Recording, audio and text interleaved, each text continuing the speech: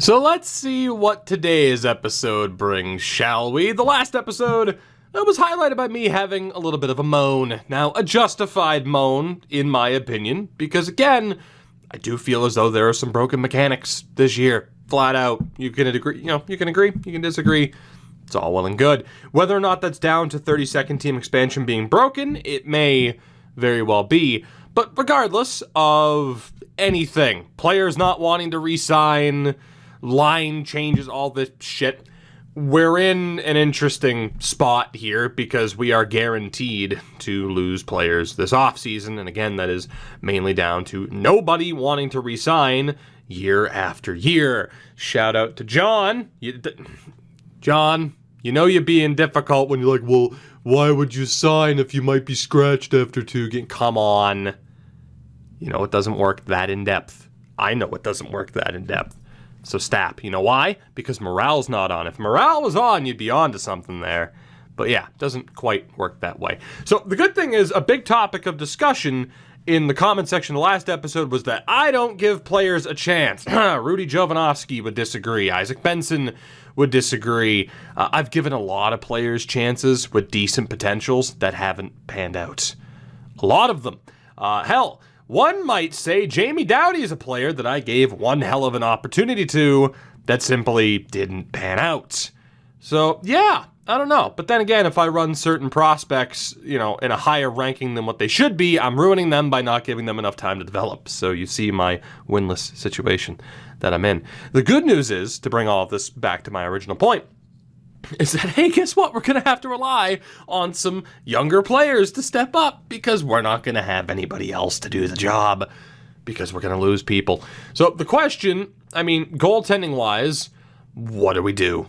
Do we bring back Astles, knowing that it's going to be a decent amount of money because he doesn't want to re-sign?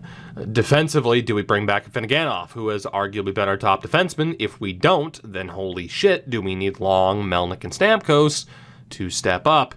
And then forward-wise, God help us if Nazarov doesn't come back, our original draft pick. We talked about the reset button being a viable option, and it might have to be. We're in 2031. Taking a step back for a season or two might not be the worst thing, but then again, as we talked about, Doughty didn't pan out. So just because we have a top 5 medium elite pick, that doesn't mean anything. So we're stuck in this weird limbo right now of just hopefully, eventually, this team just starts winning games in the playoffs. That would be pretty cool. So $24 million to work with. There's nobody that I can trade, which sucks.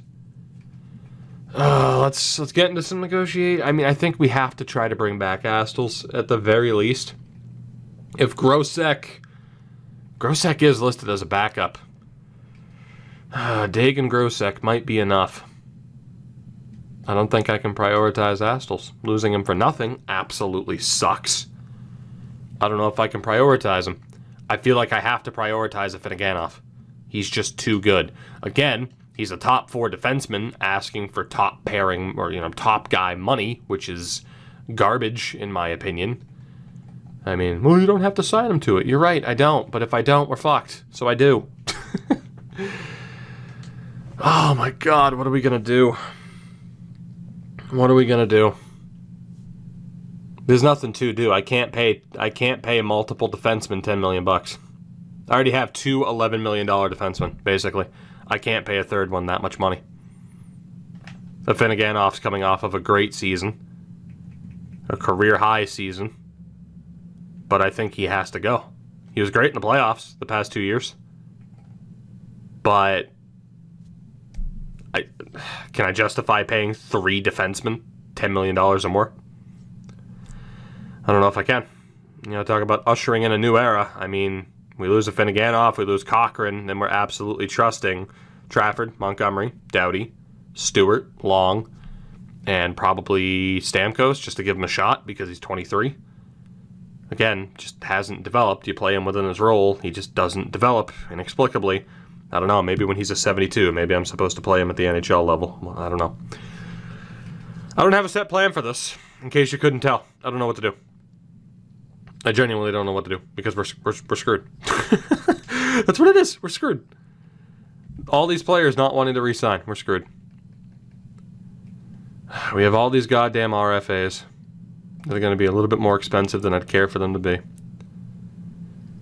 Finneganov, Nazarov, Korobov, Benson, and Astles. Benson. 30-point guy. How much am I willing to pay a 30-point guy? That's not too bad. If he'll accept $2 million for the next 3 years, that would be great. I doubt he will. Korobov. Coming off of his best season, back-to-back 50-point years for him.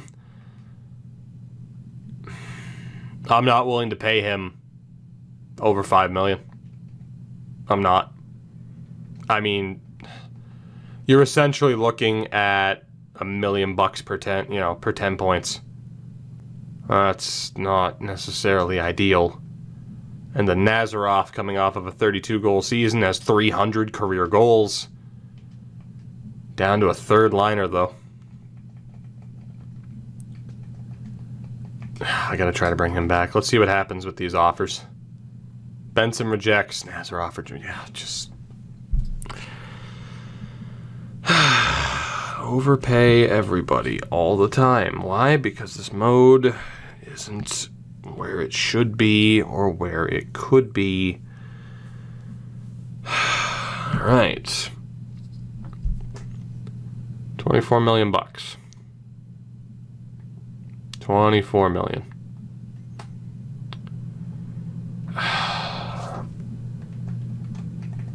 $7 million for Nazarov. Even Benson rejected, for God's sakes. Let's go like 5-5 for Korobov. And then Benson, we'll give him like 2.1. Hopefully that's enough. Benson rejects. Korobov, fuck it, just...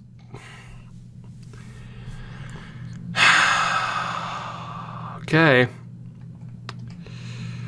7.5 for Nazarov. Korobov.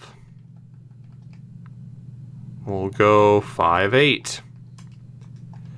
Isaac Benson. We'll go with 2.5. A little bit less, 2.4.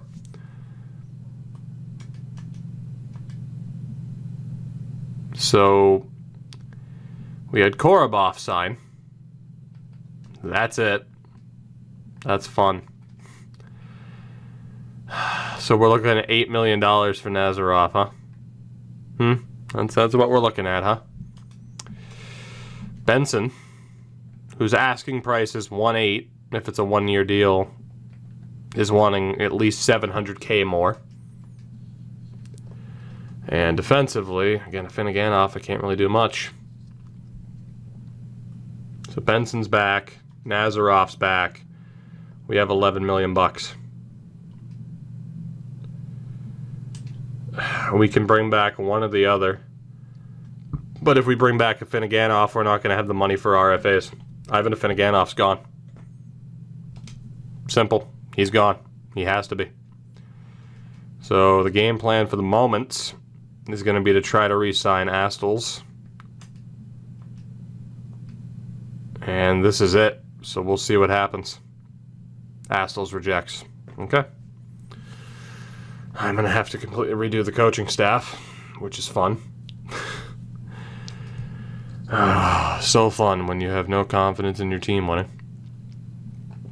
And we'll see ultimately what we look like. I mean, we got to redo the coaching staff and everything right now, so obviously free agency is not a factor for us, which is fine. Scout-wise, we need to sign 4 people. We'll go for the top scouts available, and again, we're just going to relocate them. We want the talented scouts who can relocate, become more familiar with certain regions, and in that way, once they're familiar with those regions, they already have high grades, rather than taking a scout of a lower grade who has more region accuracy. It works better that way. So, NHL head coach-wise, I mean, it's going to be one of these 4. It's just a matter of who. And based off a scheme fit, it's going to be Chan again. So let's offer you all of the money. We're gonna be here for a while. I wanna jump off a bridge. Alright, that took forever. Let's hope those offers go through. Although I did offer an NHL head coach an AHL head coaching position by offering him the max amount of money, which I've done a lot. Which, who knows, maybe that's the reason why players aren't developing. I don't know. We gotta think of everything we can just to be contrarian, because it couldn't possibly be that there might be some issues with the game. I'm joking, kind of, although that has been the attitude or sentiment that I've picked up from a couple of people in the comments as of late, but this video is not designed for me to be combative with my audience, because I'm happy that you're here. That said, obviously, there's a bit of frustration, not just because of a lack of success in this series, but because of the state of this mode. But that's okay. So, we'll see what happens with all of these RFAs. The good thing is the coaching staff, everyone signed, which they do when you offer max contracts, and owner mode's not on, so it's beautiful. You would think that would make it even easier. And you know what? At the end of the day, too, to bring up this point, perhaps at the end of the day, we just aren't going to win given what the player types are. Could certainly be a possibility. I'd like to think that we'll still be able to win. I'd like to think that Draft to Glory hasn't been crippled by what franchise mode is this year, but I don't know. Maybe it has been. At least if we limit it to certain player types only. Although, then again, you can look at the mixed results, to say the least, in the Sharks series, and I don't know. Maybe that disproves it. Like, oh yeah, well, no, it's just, you know, who cares how the team's built? So, taking a look here, I think Phillippe Daig is the only guy that did not sign. We have $10 million in cap space. If you're asking the question, where did the two players that we had go? I hope to... I hope they retired to the Swiss Alps. I don't care where they went. I gotta be honest. So, taking a look. Right now, we do need to sign Phillippe Daig to a deal. The good thing is... Oh, fuck. Let's see if we can go 2 years at $2 million. Just to save a bit. I'm considering my options. Your only other option sitting out for the entire year. What a dumb response that is. I'm considering my options. I don't know. I might just want to sit at home because, I don't know, you might scratch me. If I put up an .870 save percentage in 3 playoff games, you should stick with me. Oh, should I? Okay. All right.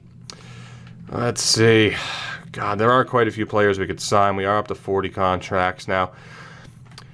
If I sign Cato, then I'm wrong. If I don't sign him, then I'm wrong. If I sign him and play him in the AHL, I'm doing it wrong. If I sign him and play him in the NHL, I'm doing it wrong.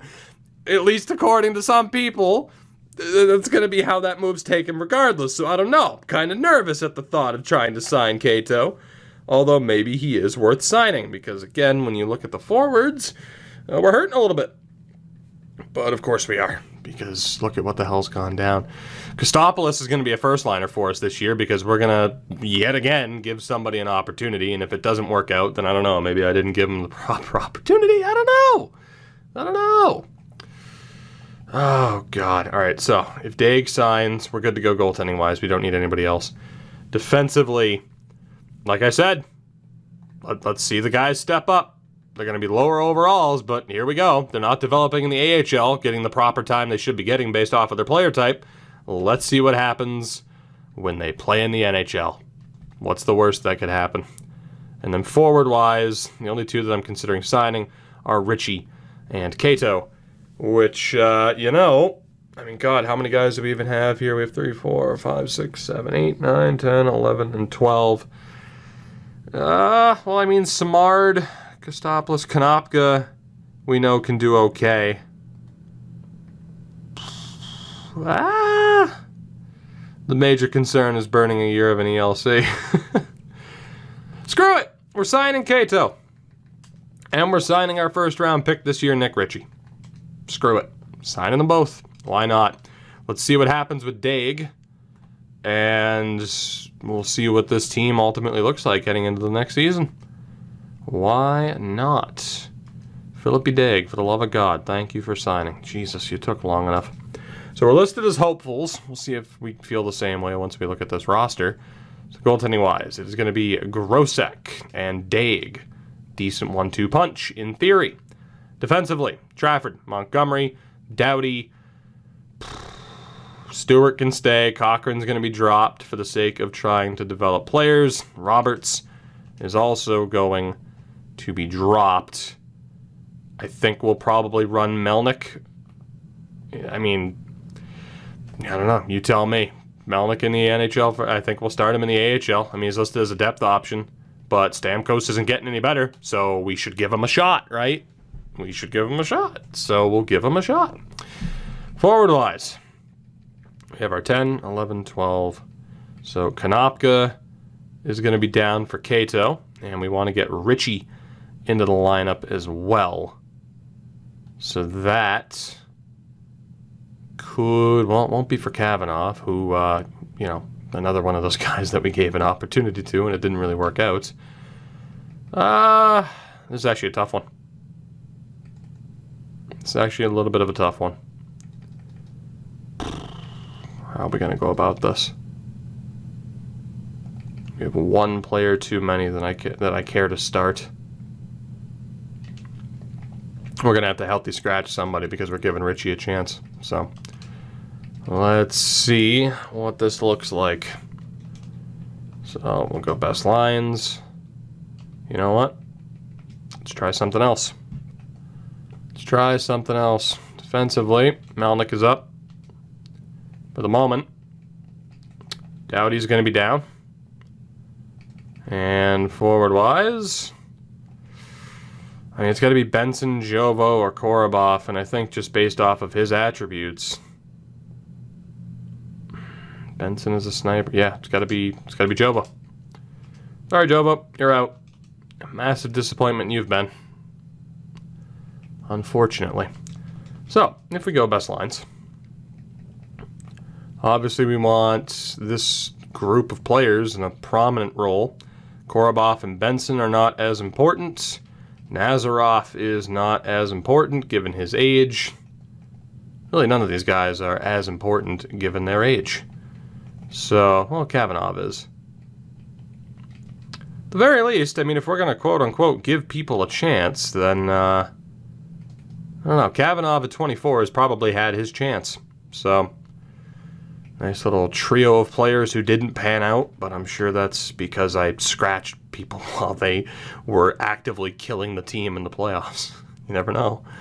So, the top line, I think we really need to do our best to split it up. We'll see. So, player type-wise, Kamel can be a playmaker or a sniper, that's fine. Greg is definitely a sniper. Holtz can be either as well. Appleby is definitely a playmaker, and Nazarov can be either. So to take a look, Kostopoulos better served as a sniper, for sure. Richie's better served as a sniper. And Cato better served as a sniper. Okay. What about Daniel Simard? Sniper as well. Noted. So, Nazarov could be a playmaker. And Grig's the only guy on the top line that really needs to be a sniper as well. So if we play this up, all of you guys need to be snipers. So we go with Nazarov as a playmaker, Appleby as a playmaker, and then either Kamel, well, Kamel can't really take draws. Appleby can with a 72.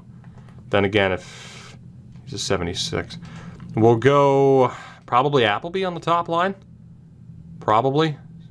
Just for what he's been capable of before. Yeah, we'll go Appleby on that top line. So Appleby, Grigorenko, and Holtz. I don't know if I want Holtz to be a sniper or a playmaker, to be honest. If we look at his stat lines over the past few years, I mean, sniper works fine for him. Yeah, I mean, he has 69 goals over the past 2 seasons. That's very nice. Although in his career,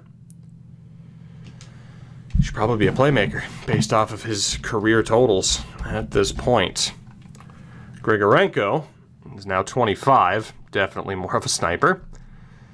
I don't know. I mean, Grigorenko's played most of his time as a top-line center. I don't know.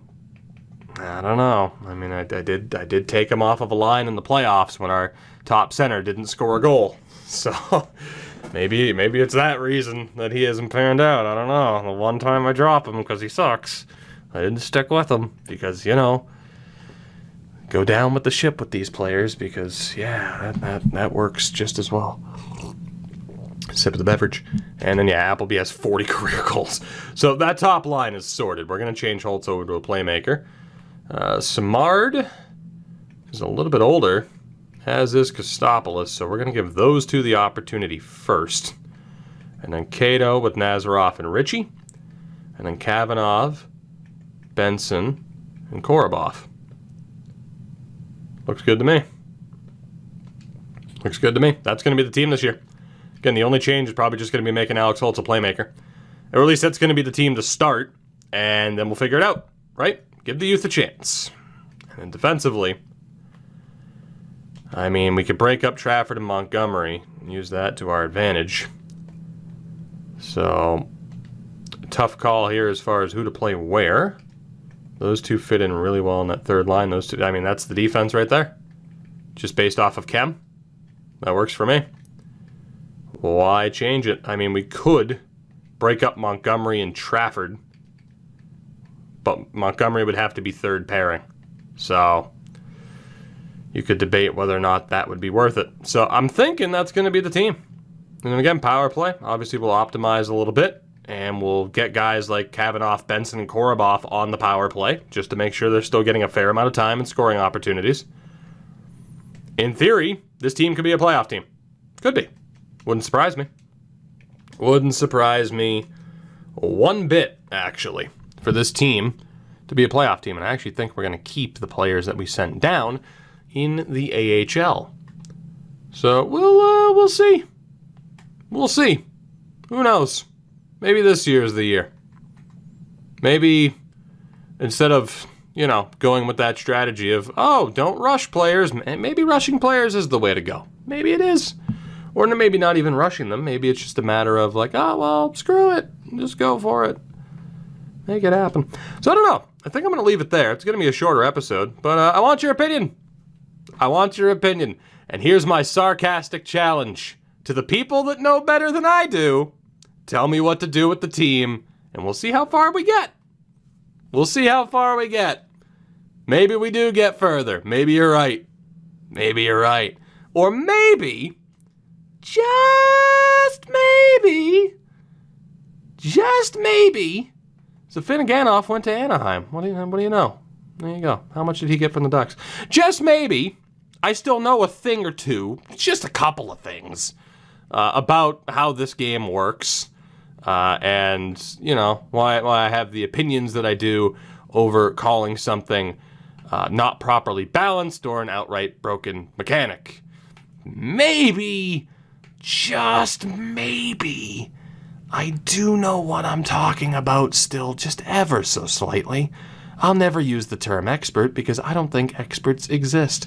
I don't even have to do this for player search. I could have just searched for the name. Don't care. See, Tukey's not an expert confirmed. You know what I am an expert at knowing is that that's fucking ridiculous and that they're probably paying both of them too much money. Now, wow, what do you know? Jesus Christ, how is that guy still on such a cheap deal? Okay. He's on that cheap of a deal still, huh? Would you sign him to a 6-year ELC? Castles went to the Rangers for $5 million. I'll see you in the next one. Let's see what the team is. Are we cool with this? Or is this overload on giving the youth too many opportunities? Are we overdoing it? Have we not found that proper balance? I don't know. We'll find out.